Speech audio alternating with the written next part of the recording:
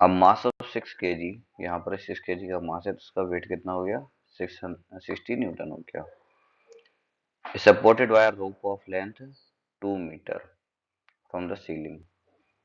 तो एक 2 मीटर की रोप है, तो वो एक्चुअली में पहले स्ट्रेट ही थी, ऐसा था कुछ पार्ट उसका, लेकिन बीच में से a force of 50 Newton in the horizontal direction is applied. तो उस रोप में से, मतलब ये रोप कुछ इस टाइप से थी, स्ट्रेट, यहाँ पर लोड लगा हुआ था 60 न्यूटन का, तो बीच में से किसी ने यहाँ पर फोर्स लगा दिया तो ये इंक्लाइन हो गई इस टाइप से, ठीक है, ऐसा कुछ है इसमें। तो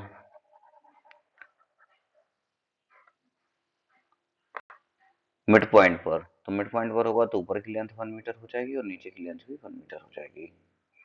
what is the angle of the rope makes with the vertical. तो ये हमें जो थीटा दिया है, ये जो रोप है ये वर्टिकल के साथ कितना एंगल बना रही है ये हमें पता करना है, ठीक है, और जी की वैल्यू वगैरह वगैरह ये सब हमें दिया है। तो स्टार्ट करते हैं इसका सॉल्यूशन। तो बेसिकली यहाँ पर एक टेंशन लग रही है टी, और टी के दो कंपोनेंट यहाँ पर बनेंगे। एक ऊपर के डायरेक्शन में बनेगा, ये साइन बनेगा कि कॉस बनेगा, बताओ। देखो सीधी सी बात है, जहाँ थीटा होता है वहां कॉस थीटा बनता है, तो ये बनेगा T1 कॉस थीटा, और एक यहाँ पर बनेगा इस डायरेक्शन में, ये बनेगा T1 साइन थीटा, ठीक है। तो इस डायग्राम में अब T1 का काम नहीं बचा है, बस उसके जो कंपोनेंट हैं तो उनका काम बचा हुआ है। तो ऊपर है T1 कॉस थीटा और नीचे लग रहा है 60 न्यूटन। तो वर्टिकल डायरेक्शन में ये कुछ ऐसा बनेगा। तो इसका मतलब क्या है, T1 इंटू कॉस थीटा हमारा 60 के बराबर है। हॉरिजेंटल में अगर हम देखें तो हॉरिजेंटल में ये कुछ इस टाइप से बनेगा, यहाँ 50 न्यूटन है और यहाँ पर T1 साइन थीटा है। तो T1 साइन थीटा हमारा बनेगा कितना, 50 न्यूटन, ओके। तो इसको इक्वेशन 1 नाम दे देते हैं, इसको इक्वेशन 2 नाम दे देते हैं, और 1 को 2 से डिवाइड कर देते हैं, ओके।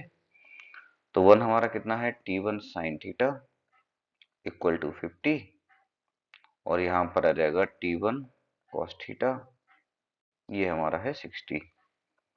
तो T1 से T1 कैंसिल हो गया, तो T1 का काम खत्म, 0 से 0 कैंसिल हो गया, साइन अपॉन कॉस होता है 10, तो tan थीटा इक्वल टू हो गया 5/6। और 5/6 की ऐसी कोई एग्जैक्ट वैल्यू तो मालूम नहीं होती है, तो आप इसको यहाँ तक छोड़ सकते हो, theta equal to tan inverse 5/6। ये हमारा गया फाइनल आंसर। अब होता क्या है, इस टाइप के क्वेश्चंस में थोड़ा सा ध्यान रखना है कि जैसे जी की वैल्यू आपको दी है ना, तो उसका कोई यूज नहीं हुआ, ये जो रो की लेंथ वगैरह दी है इसका कोई यूज नहीं हुआ, तो ऐसा बहुत सारा डेटा होता है जिसका कोई यूज नहीं होता है, ठीक है।